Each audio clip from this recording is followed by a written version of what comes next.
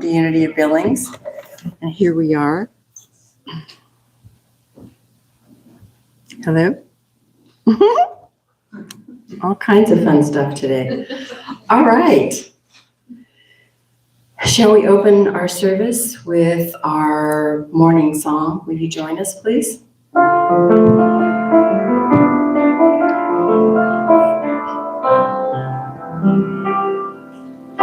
Surely the presence of the Lord is in this place. I can feel His mighty power and His grace. I can feel the brush of angels' wings. I see glory on each face. Surely the presence of the Lord is in this place. Oh, wonderful. So nice to see all your beautiful faces this morning. Our Sunday services are being live streamed. Thank you for helping to support our Unity ministry by donating to PayPal or on our website. You can see the addresses here. We are continuing our celebration of our 100-year Unity of Billings.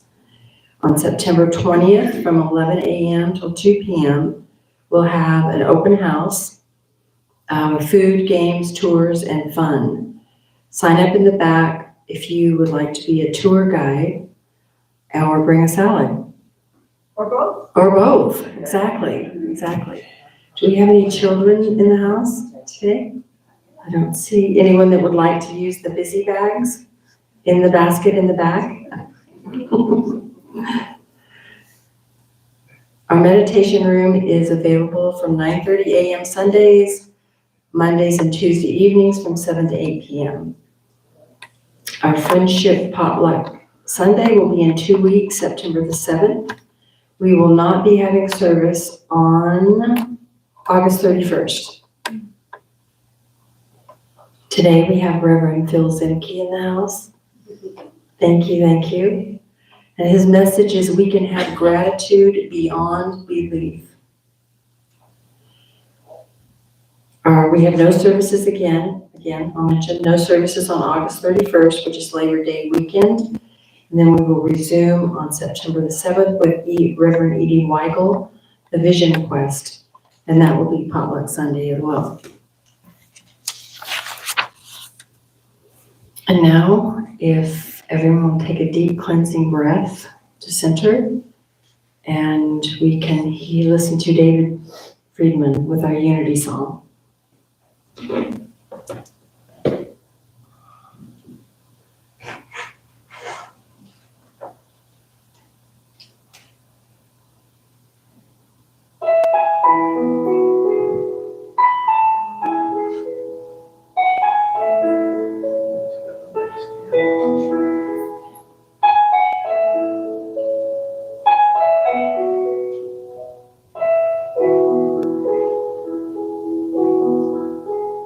Every prayer is answered, every prayer is heard, every thought and feeling, every spoken word, what your soul has longed for, what your heart can feel, is already here, is already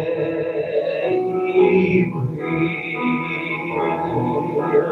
There is no one out there is no one else. You hold all the answers deep inside yourself. There's a voice that whispers, there's no you, no me, there's just one, there's just unity. One power, one presence, one light to lead the way, all loving, all knowing, that answers when you pray. When the world looks darkest and your eyes can't see, gather all your troubles, give them all to me.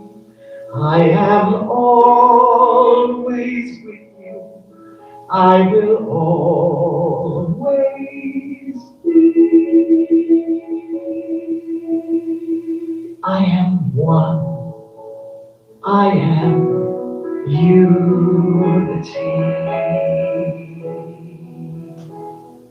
We are one. We are unity.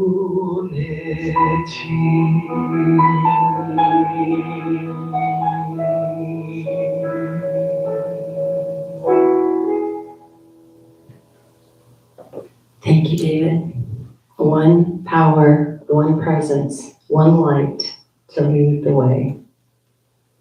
As I light our Christ candle, which is a symbol of the indwelling Christ within all of us and in our service today.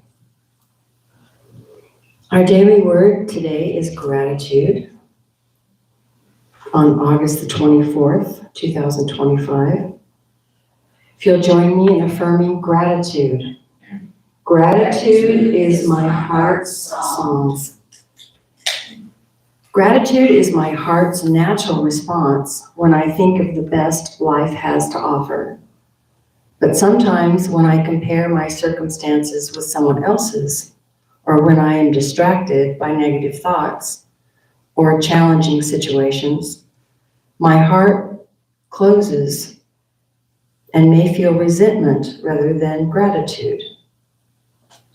I let the first twinge of resentment remind me to return to gratitude. I pause, I breathe, and I remember the truth of my being. Knowing I am a unique expression of God, I open my heart and realize again the divine presence that is always with me. I mindfully reconnect with the indwelling life, love, wisdom, understanding, and strength that have helped me grow through even the most challenging experiences of my life. My heart sings with gratitude.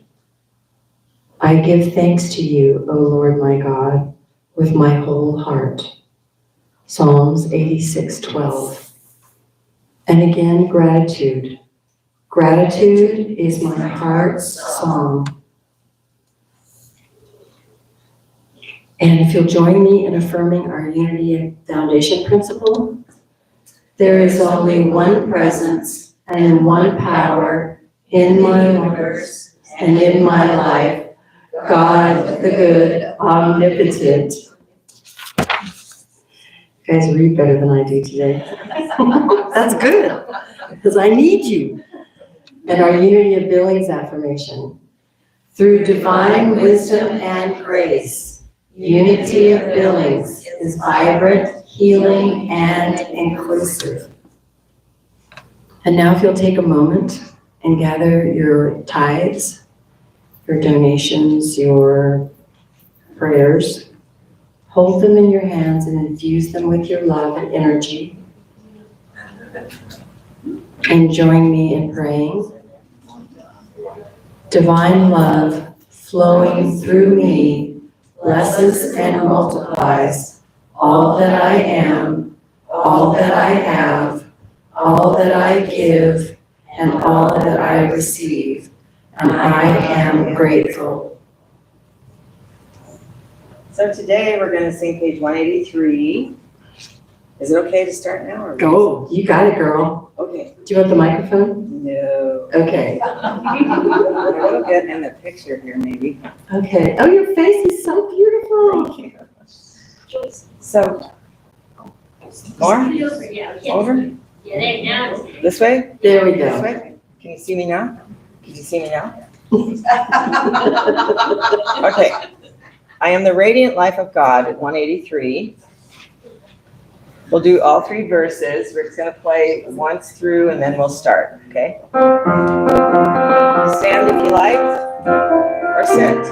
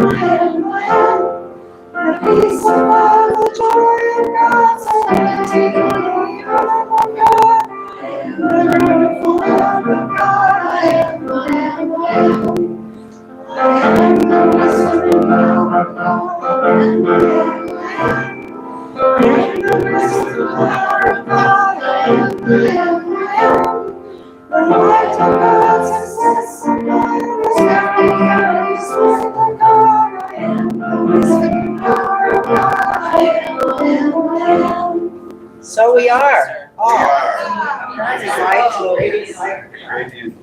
That is a super good song. Yes, it is.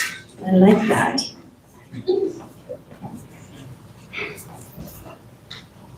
Thank you all for your gifts of your presence and your tithes and your being here in this moment as we say this prayer. We are so blessed by each other, by the light of God, by the presence of God. And so it is. Thank you. Reverend Phil Zemke is here in the house with us today. And he says we can have gratitude beyond belief. All right. Fantastic. Let's do that. I believe it. I believe it. Button here. I'm off. Button. Ta-da. Well, son of a gun. I'm off. Well, Yeah, you're off, so. Yeah. Well, I mean, I'm I'm on. mute. I'll We're just good. turn it off. Are we good now? Oh, there we go. That's better. It's got a little Okay. fuzzy. And we're wide awake. Have to have a little squelching.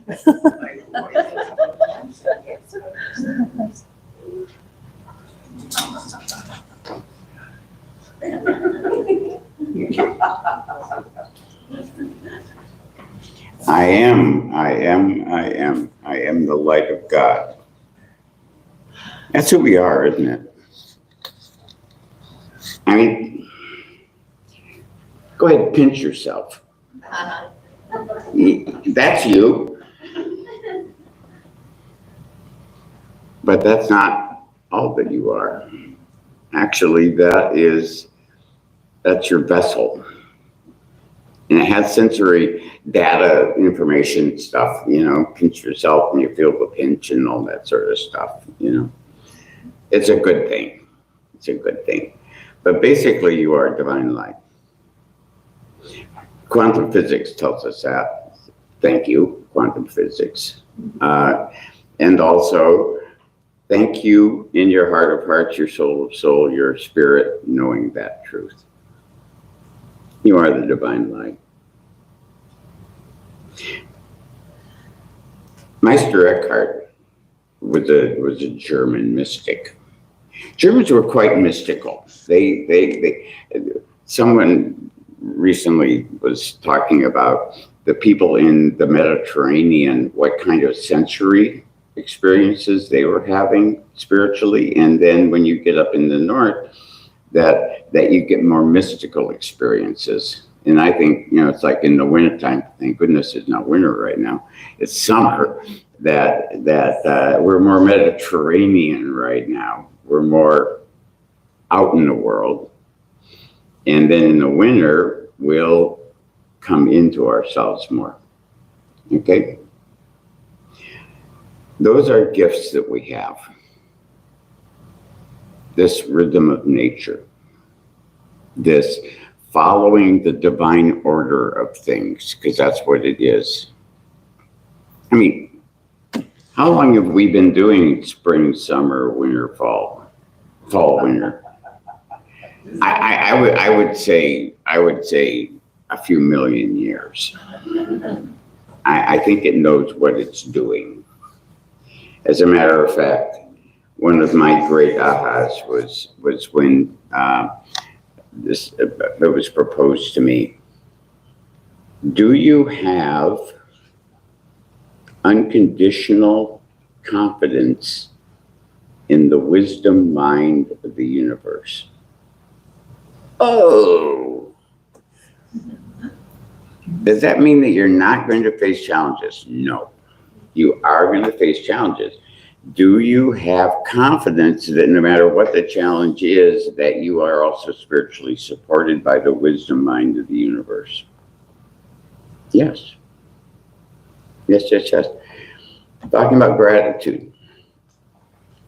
When I started thinking about gratitude and doing a talk, one of the first things that came up for me was all of the times that bad things have happened to good people, including myself, and how to have gratitude for those things. And that's absolutely essential. It's very important if we can get there. If we can get there, to have gratitude. I had cancer. Do I have gratitude for it? Yes, it transformed my life. When I was a kid, I was a bone breaker. 14 broken bones by the time I was in my mid-20s. Then I had a spiritual aha, and guess what? I haven't broken a bone since. Okay? Had something to do with waking up spiritually. I don't think there's anything that happens in our life that is not an opportunity to wake up spiritually. I even think that maybe, because suffering is in the world, friends. And the idea is what do we want to do with it? The Daily Word says, resent. How many times do we resent being inconvenienced or challenged or, when we've got stuff going on? Just the fact that it's unexpected and out of what we want automatically means that we're gonna have a peevish moment. I love that word, peevish. So we have a peevish moment, but we can't stay there. Oh, we can, but we don't have to. It's optional to stay in a peevish relationship to things. Think of Charles and Myrtle. Charles and Myrtle both had, Myrtle had all kinds of stuff. She had tuberculosis and she had gut issues. And Charles, of course, had his bum leg, and then he went deaf in one ear, and all this sort of stuff. But if they had not had those opportunities, listen to me now, opportunities to discover personal, spiritual, transformative activities in their lives, we wouldn't have unity. Not the unity movement. Unity's always here, friends. So it comes in all kinds of packages, all kinds of dress ups and garments and pretty stuff. It's all over the world. When Charles said it's unity, he wasn't just pulling our legs, and he wasn't just coming up with an advertising slogan. He was it. We are in unity with our whole world. Our whole world is in unity. So when Meister Eckhart says, he says, if there's one prayer you pray that you wish to know is sufficient, it is the prayer that says thank you. Okay? Thank you. Thank you is divine love in action. if divine love is everything and everywhere, then if we face a challenge, is divine love absent or not? It's not absent. Are we paying attention to it or not? Yeah, that's the question. That's the question. So, boy, did I tick off a list of boo-boos in my life, my suffering, my personal suffering, and the gratitudes that I have for it. And I decided that I didn't want to do let's do a Philip Bummer talk, you know? We could all do that. You know, we could all sit here and probably stay in this room for a couple of days while each one of us told all of the things that have happened to us in our lives that caused us suffering. What caused us suffering? Pain is something that happens. When I was breaking bones, I had pain. There's no doubt about it. Suffering is optional. Suffering is when you start saying, "Oh, pity, why me?"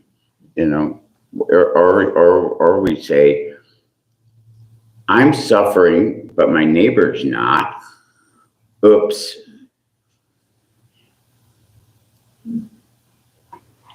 This is part of the problem that we have in our world, is that some people who really have suffered greatly want to invite other people into their suffering by seeing them suffer as well. Okay, that's as close as politics as I'm going to get to you here. Okay, all right. But it's true, and it's been true through history.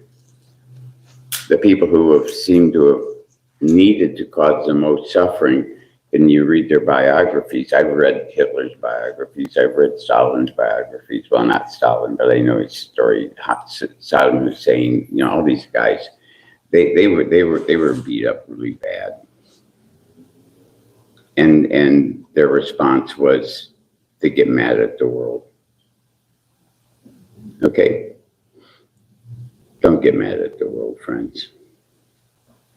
The world is this marvelous, gracious, generous, kind. Even in your suffering, someone's going to come and help you out. I think about those floods down in Texas. My sister just moved down. She actually lives on the edge of the reservoir where all that flood water went. But because of the way that they got the dam set up, they could discharge it, right? But she got all that flood water, and she sat there in prayer with it. Oh my gosh, those people on downstream are just getting beat up. They're getting beat up. So what do we do with that? We pray. Prayer is a form of gratitude. We should be really grateful we are a prayer ministry, because that means that when we experience or hear about suffering somewhere in the world that we can't get there physically to do something about it, we can do something about it. Why? Because we live in a divine consciousness. We are inseparable from everything and anything in the world, including the past and the future. We are a unity.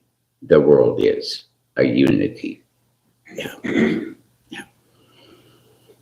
We, as spiritual seekers, each one of us, now that we, if we were to sit here for a few days and do our biographies of suffering, then let's do a biography of our spiritual awakening.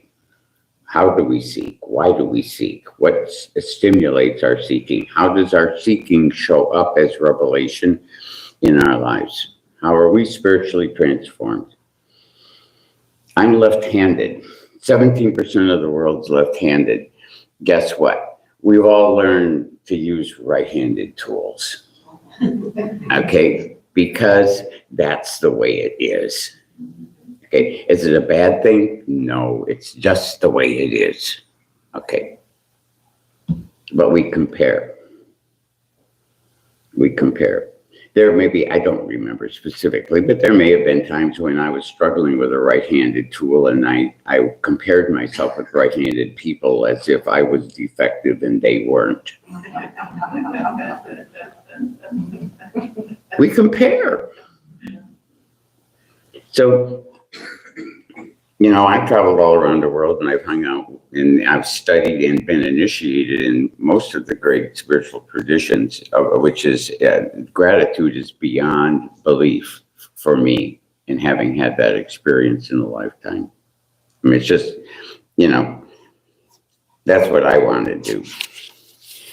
You know, what happens if you get a kid that in high school wants to be the greatest football player that ever played, and he plays great, and he does all the weight exercises, and he does all the right things, he learns the skills, and he goes and he gets a scholarship to college, and yeah, he gets a degree, but that's not what's important to him. He's a football player, you know, and he gets that, and then he goes into the draft, and he gets drafted by the NFL, and he has a wonderful career and then becomes a Hall of Famer guy, and he gets to do speaking tours for the rest of his life and get people giving him rubber chicken dinners, and, you know, he's all happy, he's all get out. That's a fulfilled life, isn't it? If that's what your dream is, if that's how you want to play with the divine and you get to do it, say thank you. Say thank you. Because we all come in different sizes. Charles Fillmore. So I'm doing some stuff. As your minister of record, we have a group of us. There's about 60 of us. We're aiming for there's 140 churches without ministers, and we're aiming within the next 2 years to have 140 minister of records in place so that every church has support. That's our goal. That's our goal. So our people, our umpteen people, we meet every week to share experiences and practices, what we're grateful for in learning to be ministers of record.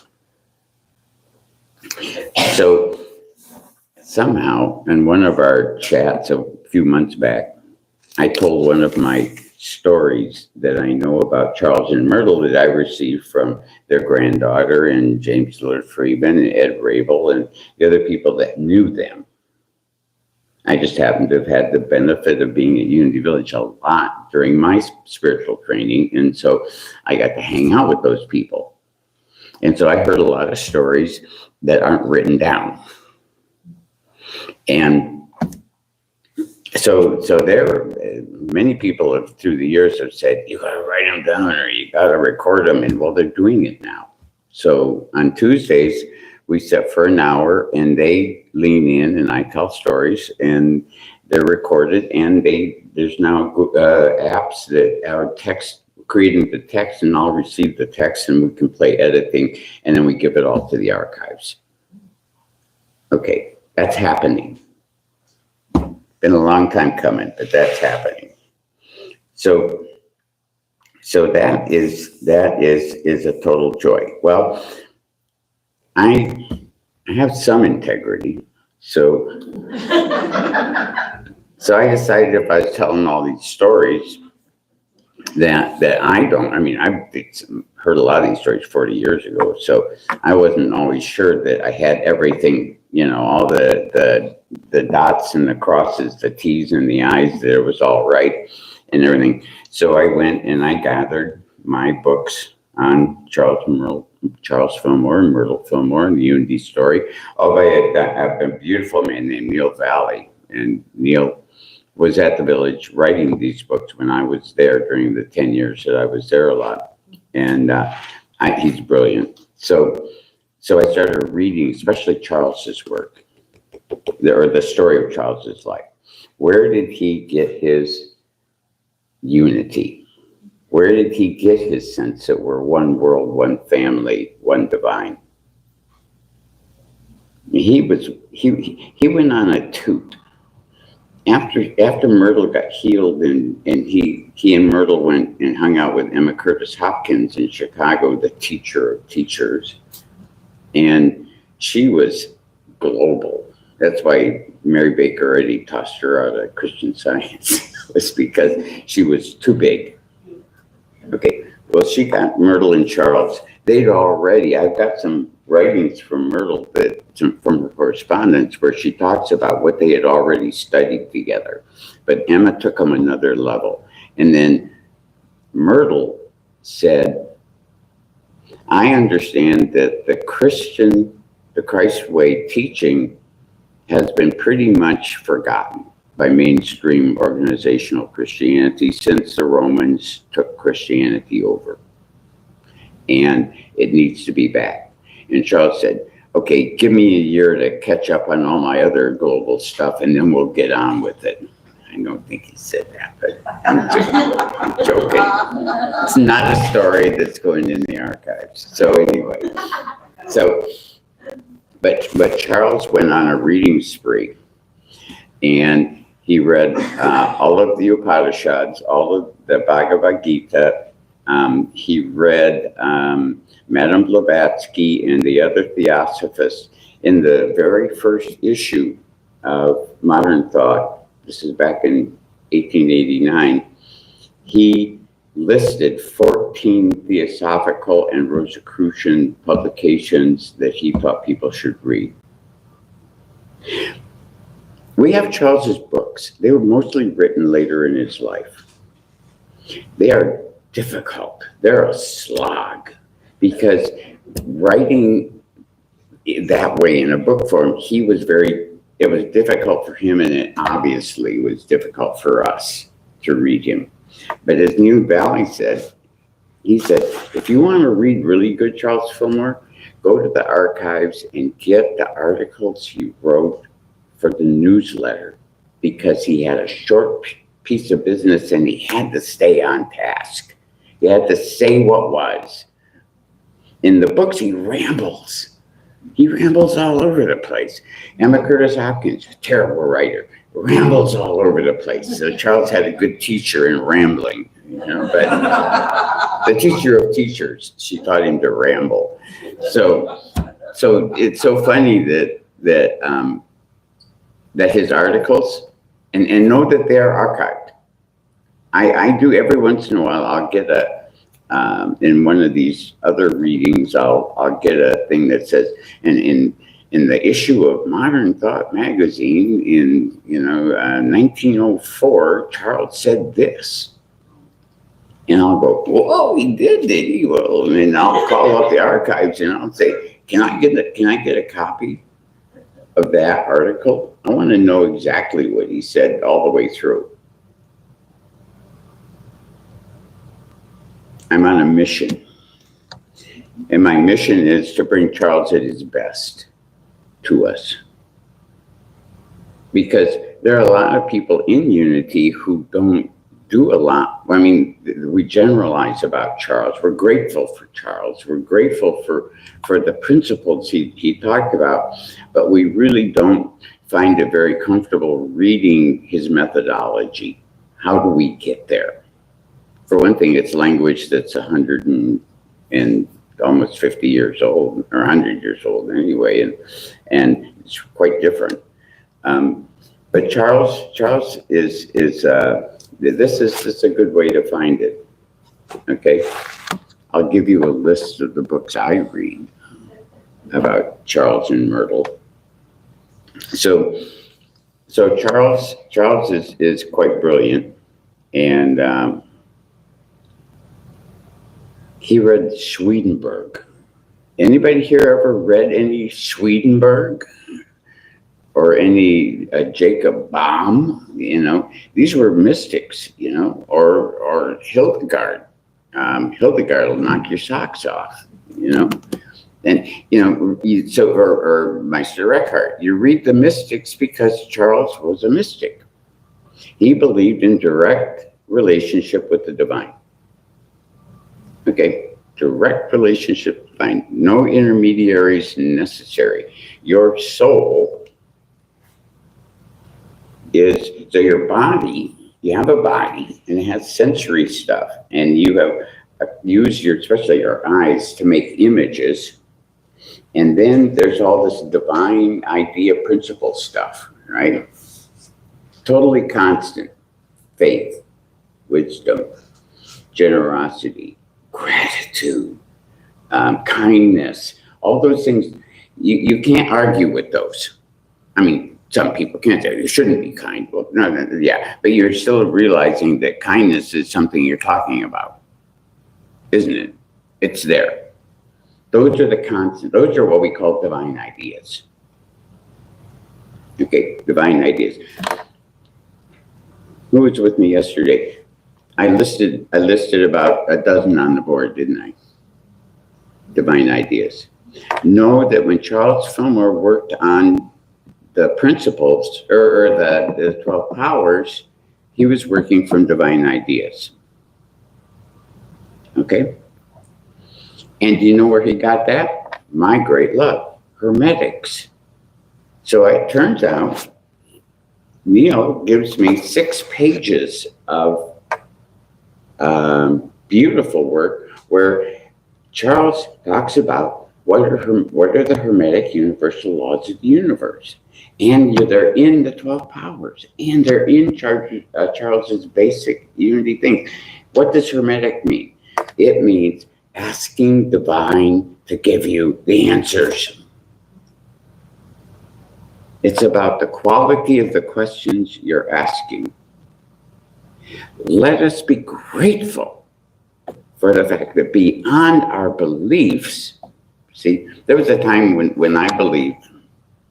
I was 12 years old and I was on a softball team, and we were in a tight game and we were 1 run behind and we had guys on base, and I found myself praying to the almighty distant divine to deliver unto us a victory. And then I went home and realized that that was a selfish prayer. I felt it was. That was my belief. My belief was, for years, God's too busy for my stuff. God's got better things to do than listen to my stuff. Well, that's the whole idea that God trickles gifts to some people. No. What is the divine question that you're asking the divine for an answer from? And nothing's too small. Nothing's too small. You're sitting there washing dishes and you're having this relationship with it. Can you ask the divine, increase my respect for water so I use it wisely? Great prayer. Great question. And you'll get answers. All prayers are answered. Okay, so Charles's prayer work comes from Hermetic, the word hermeneutic, which means interpretation. And it's usually applied to divine texts, but it can be applied to anything. It is said that all philosophies begin by asking questions. And so hermeneutics, the art of asking questions, is at the basis of all science. So Charles called it spiritual science. I'm using scientific methods of inquiry and then demonstration to prove spiritual principles. And he did all his life. Unity does to this day. So does Sufis. Sufis are great spiritual scientists. I mean, blah, blah, blah. Everybody has a spiritual science branch. We are grateful to have a relationship with the divine that is friendly, sustainable. All it asks for us is our attention to it. All the suffering in the world is caused by a lack of love. Okay? If somebody falls down and breaks their leg, and somebody else, Miss Margaret Mead. You know, Margaret Mead was a great anthropologist, right? Margaret, one of my faves. So Margaret Mead supposed, and we haven't ever proven that she really did this, but that she did sort of get credited with saying it. Anyway, what she said was that hunter-gatherers, 1,000 million years ago, they had this rhythm to their lives, and they moved with the resources. And they didn't stay in any one place, as far as we can figure, more than 3 days, because they became a burden on the resources.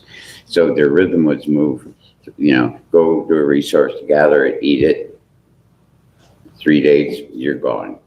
You're going somewhere else, new resource. And so when people during that time, when they would, let's say, fall down, break a leg, they would say, go to the rest of the group. And the group would go and leave them.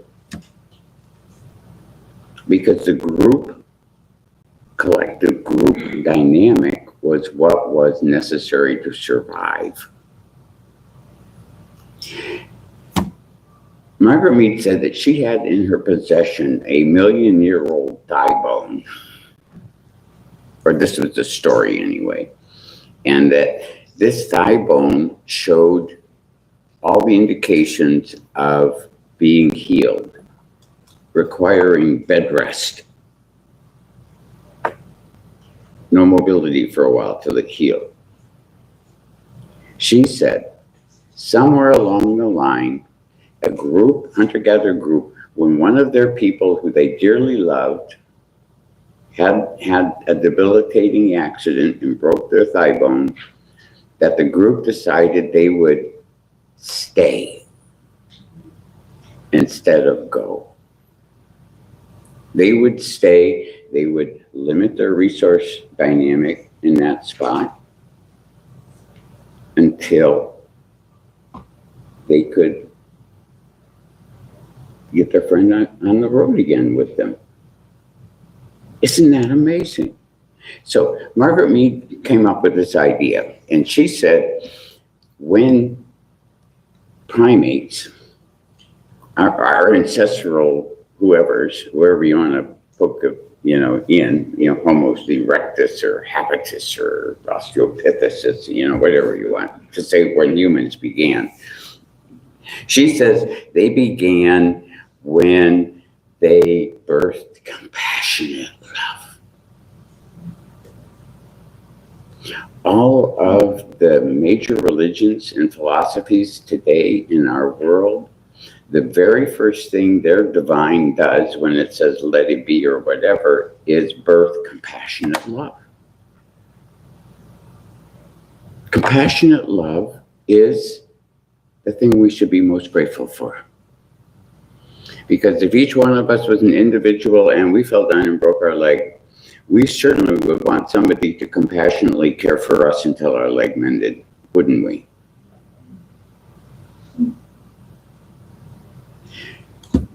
When we're suffering anything, the beauty of life is that someone somewhere is caring for you. When I think about prayers, I often think about, because I've been in the Native American tradition for a long time, I think about the fact that there are sweat lodges going all over this country, if not the whole 2 continents, almost simultaneously. It's almost continuous that people somewhere are in sweat lodges or doing pipe ceremonies. What are they doing? They're praying for you. In a sweat lodge, you pray for yourself, you pray for your family, you pray for the world environment, and then you pray for everything, including you. You are prayed for in sweat lodges. Think about that. Those people will never meet you. There's somebody doing a sweat, a Miwok sweat in an underground sweat chamber in California tonight. And they're going to pray for you. You never probably meet a Miwok, but they're praying for you. Charles said, pray. Divine love prayer. If you'll pardon me, I'm going to go get my glasses.